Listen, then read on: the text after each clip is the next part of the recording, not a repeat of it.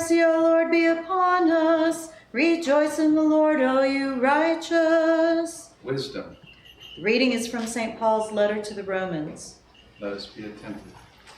Brethren, glory and honor and peace for everyone who does good, the Jew first and also the Greek. For God shows no partiality.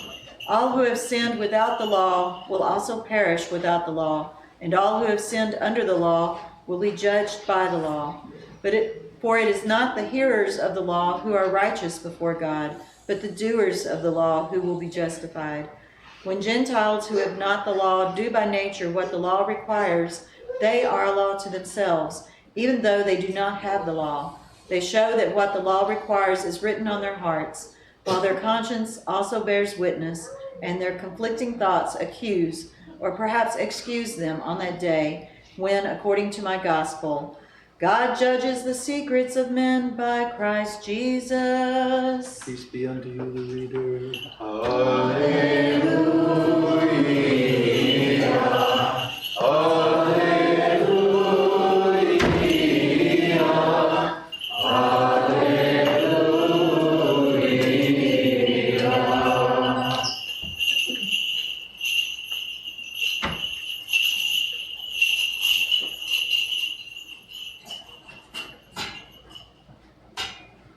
Wisdom arise, let us hear the holy gospel. Peace be with all. And with your spirit.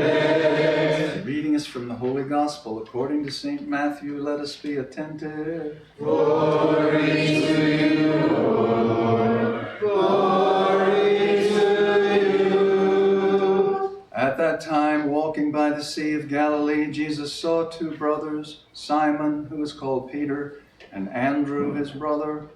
They were casting a net into the sea, since they were fishermen. He said to them, "Come after me, and I will make you fish for people." Immediately they left their nets and followed him.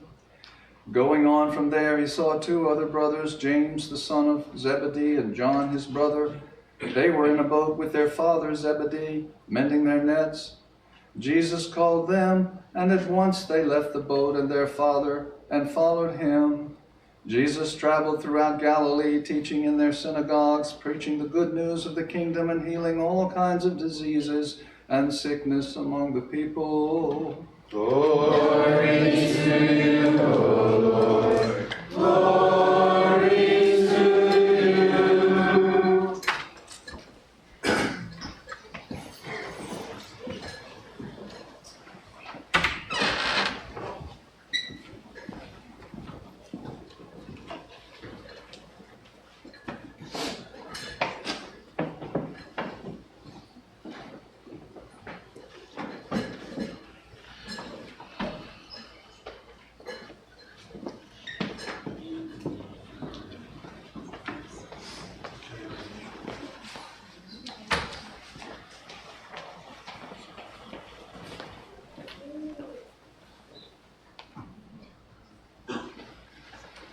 Glory to Jesus Christ. Glory to you forever. You haven't forgotten that one.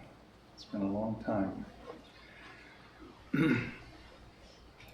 The Orthodox Church of America today celebrates the second Sunday after Pentecost, All Saints of North America. Last week we celebrated All Saints. They do that, and I have the icon for the North American saints back there, of whom there are 7 or 8. One saint who's not from America, but I'm going to quote him this morning. Elder Philotheus Dervakos, he was a disciple of Saint Nectarius of Egina, a very holy saint. And he says, the reason why we don't all become saints is within us. Firstly, it's due to our bad intent. And secondly, it's due to our neglect and laziness. And thirdly, it's due to the complete absence of love for God and the things of heaven. Fourthly, due to our complete love of money, our devotion to material things, and our low-mindedness. You know, I hate to think those things apply to me, but I have to see how they do. In 2016, the musician Bob Dylan got the Nobel Prize for literature for all of his poetry and his songs. And after he became a Christian, he began to write a number of songs in that domain. And one of his songs is "You Gotta Serve Somebody." Now, St. Paul this morning, or in the epistle, reminds us that if you don't have the law, the Mosaic law, then you're not judged by the law. The Gentiles who didn't have the law were judged by their own conscience. So in each of us, the order and harmony of the universe that's in the cosmos and nature and in each of us unites us all. We're all subject to the same thing. And all of us have a conscience that can help us know when we are going against this or not. In Dylan's song, he says, you may be an ambassador to England or France, you may like to gamble, you may like to dance, you may be the heavyweight champion of the world, you may be a socialite with a long string of pearls, but you're going to have to serve somebody. Yes, indeed. You're going to have to serve somebody, and it may be the devil or it may be the Lord, but you're going to serve somebody. Might be a rock and roll addict prancing on the stage. You might have drugs at your command, women in a cage. You may be a businessman or some high-degree thief. They may call you doctor or they may call you chief, but you're going to serve somebody. It may be the devil or it may be the Lord, but you're going to serve somebody. You may be a state trooper. You might be a young Turk. You might be head of some big TV network. You may be rich or poor. You may be blind or lame. You may be living in another country under another name, but you're going to serve somebody. Yes, you are. It may be the devil or it may be the Lord, but you're going to serve somebody. You may be a construction worker working on a home. You might be living in a mansion. You might live in a dome. You may own guns. You may even own tanks. You may be somebody's landlord. You may even own banks, but you're going to serve somebody. It may be the devil or it may be the Lord, but you're going to serve somebody. You may be a preacher preaching spiritual pride. You may be a city councilman taking bribes on the side. Maybe you're working in a barbershop. You may know how to cut hair. You may be somebody's mistress, maybe somebody's heir, but you're going to serve somebody. It may be the devil or it may be the Lord, but you're going to serve somebody. And this is true for all of us. Now, I want to tell you this morning about someone. I don't consider him a saint, but I consider him having responded the way the apostles did to a call. When I think of Jesus on the shores, and it's said that James and John were in the boat with their father, mending nets. And when Jesus called them, just like Peter and Andrew, instantly they followed him. Reminds me of the psalm.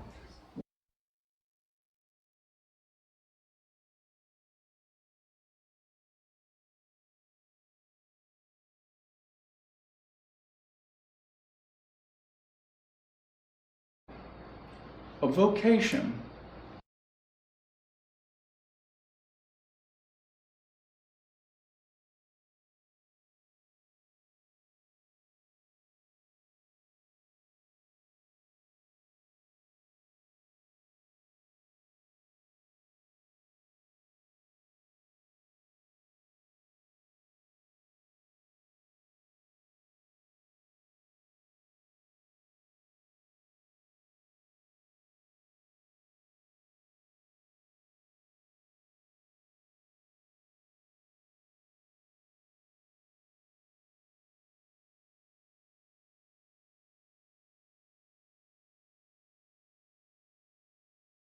County, right down there beside it, is the second poorest county in the United States.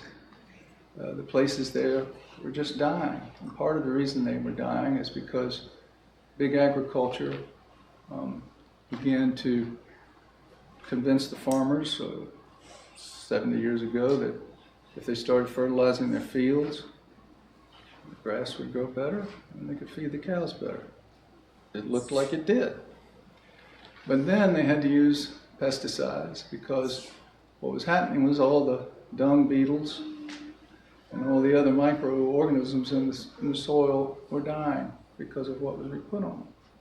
So you had now dead earth, so hard that the rain hit it and just washed off without going in and being absorbed. And then the aquifers and the streams were poisoned. And of course, all of those things then meant that you had to use more pesticides, and you had to start shooting the animals with antibiotics because they were so sick within 2 years of their birthing in these mass, sort of like Model T Ford things where they're on the conveyor belts and just zip through mechanically. They wouldn't make it if they were out in the regular pasture because they have been bred and shot and fed in ways that is not what the earth designed to feed cattle or chickens or goats. So he is the sixth generation, and his daddy, when the salesman for the ammonium nitrate came by and said, all right, I'm going to give each of you farmers a bag. I want you to go home and put it on some of your grass and don't look at it for 3 days.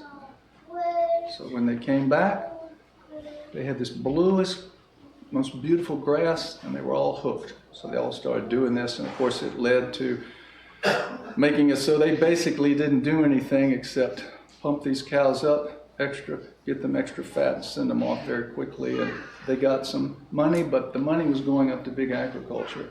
The poison was coming to us, and the destruction and mistreatment of all the animals was happening to them, all because of the corporate management. So we had 41% farmers, I think, in the turn of the century.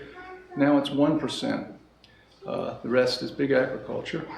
And the 1%, maybe 0.1%, are farmers that are trying to do this in a way that fits with the way God designed nature. That's what happened to this man. He got hooked, his daddy did, changed the cattle farming to big agriculture. And he was making a lot, and then he took it over, and he was making a lot of money. And he was happy. He saw the fat cows. He said, money's coming in. I'm sailing. And one day, all of a sudden, just like Jesus saying to the apostles, it suddenly shifted in his mind, because he had grown up as a boy roaming all over in the woods and with all the animals. He knew what rich soil was like. He knew how the whole ecosystem worked together because he felt it. He lived there. And suddenly he realized he had gone completely away from this, and now he was destroying those animals. And he was destroying the land of 6 generations. And his town had gone dead. So the title of his book is called A Bold Return to Giving a Damn Again. He's a kind of a cowboy, but it's worth a read. And I invite you to go visit Bluffton. It's about 80 miles from here, because now he's got 4 miles long, 1 mile wide of regenerated pasture. It's taken him 30 years to do it. But he got out of big agriculture, and boy, was it difficult to do, because he had to get away from pesticides. The land was dead. And he really, he worked constantly, and he suffered. Why did he do this? He said. He wasn't trying to be a holy person. I don't think he's even Christian. He did it because his conscience told him, I can't work against the laws of nature and feed companies and things that are destroying culture and the land and mistreating the animals. I just can't do it. So he put everything at risk. Went to the bank and got a loan against his farm at millions of dollars. Watched his bottom line going down, and he had to solve one problem after another. But gradually, the dung beetles came back. The land perked up. The cows, using the bathroom on the land, fertilized it. The birds, Claudia and I saw one of the terns, they follow them. They pick off the bugs.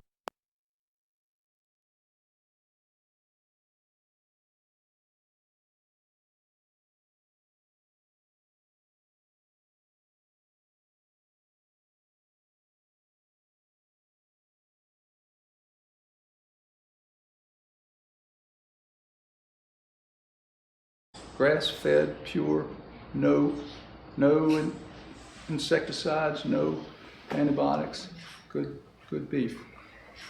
And he added all the other animals too. Well, he got it in there. But then somebody, the county or whatever, found a chicken. And they said, you got avian flu. And we may have to shut down the whole operation, which would have been 50,000 chickens at the time. He just said, just about dropped through the floor. And he said, well, you're going to have to test some more. So what turned out happened was, he said, no, we did it.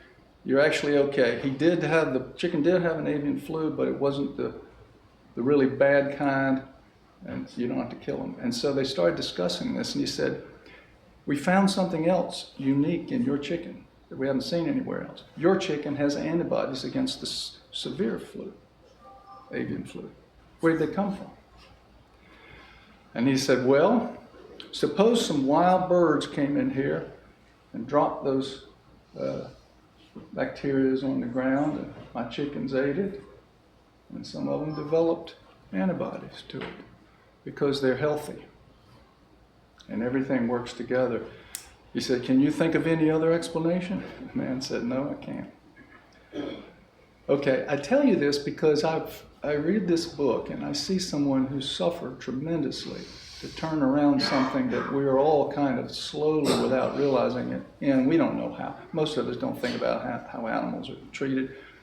When Presbyterian and I were in Pennsylvania for 10 years, and I served as a pastor of a little rural church, we were surrounded by farmers. We had sheep herders, monoculture.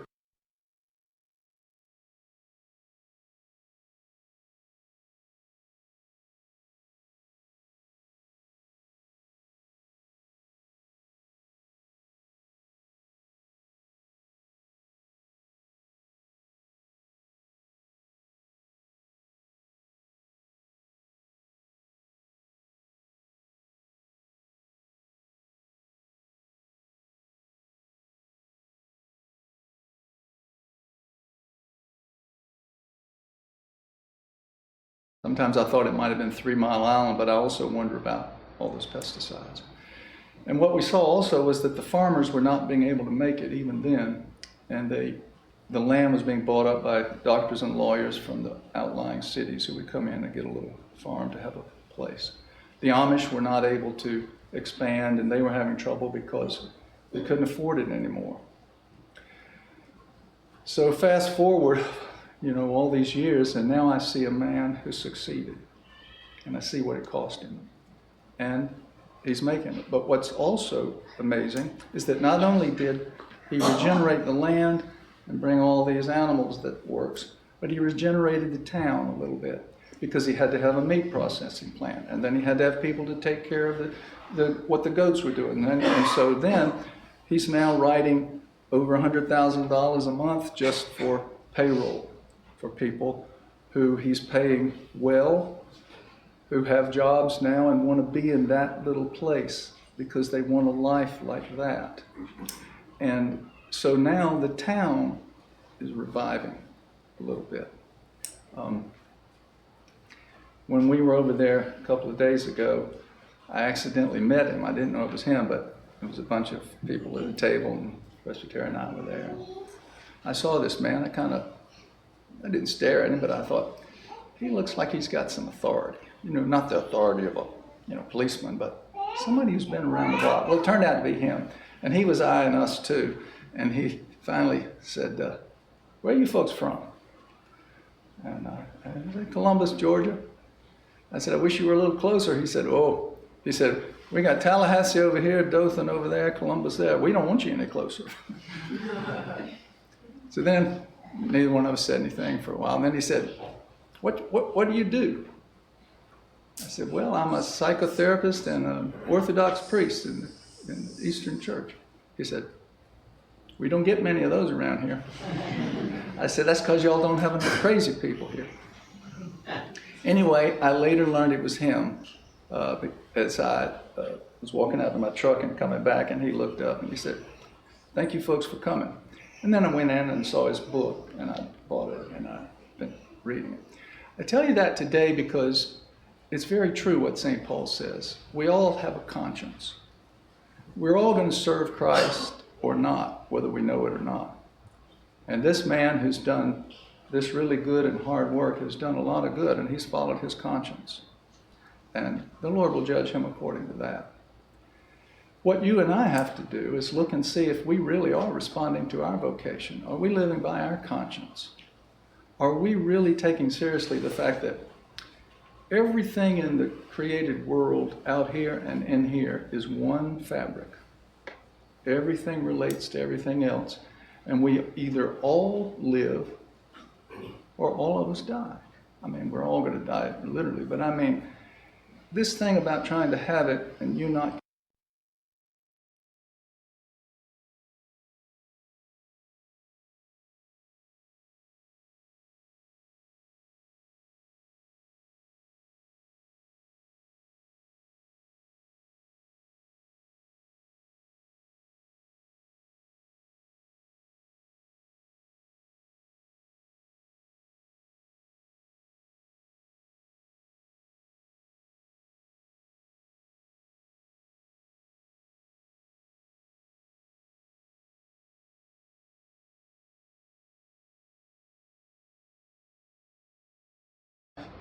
So the quote from Father Zervakos is a good one, because there is much laziness in me, much turning a blind eye to things I need to see and be responsible for making a choice about how I'm going to deal with them.